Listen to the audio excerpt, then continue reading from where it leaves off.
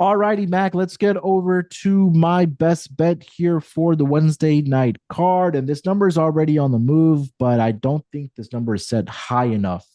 Now I'm going over to that game between the Dallas Mavericks and the San Antonio Spurs. So I'm going to take the over in the game at 237 and a half. And now look, you may be saying, hey, look, these two teams just matched up the other night on, I believe it was Monday night, and they're going right back at it. Well, typically when I see a total open up higher than the previous total, that's telling me, number one, that again, the books are still expecting to see points being put up in this game.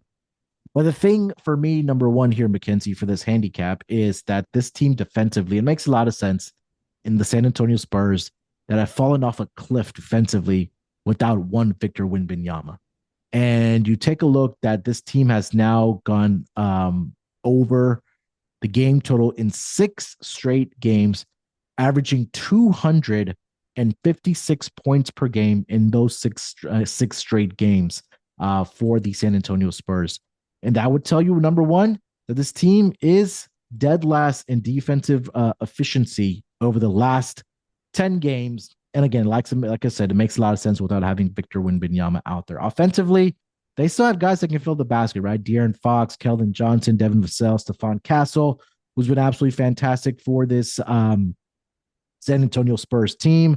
And also, you look on the other side, right? Yes, they don't have Anthony Davis. They don't have Kyrie Irving, who they lost to a torn ACL, unfortunately. But that just kind of tells you how bad the defense has been for the San Antonio Spurs, that they still allowed the Dallas Mavericks in their last game to put up 133 points.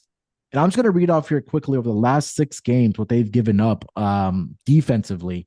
So they gave up 128 to the Memphis Grizzlies, 146 to the Thunder, 113 to the Brooklyn Nets. They gave up 127 to the Sacramento Kings, 141 to the Minnesota Timberwolves, and they gave up 133 to the Dallas Mavericks without their top scorers, when of course no Luka, no Kyrie, and no Anthony Davis. So I like this over in this game here, Mac, and just adding to it that the San Antonio Spurs are still playing at a very high pace over the last 10 games. So, even without Wemby out there, of course, with De'Aaron Fox, one of the fastest players in the entire league, they're going to be able to push the pace. And I think they're going to continue to do that, which also is going to force, I believe, the Dallas Mavericks to play at a fast pace as well.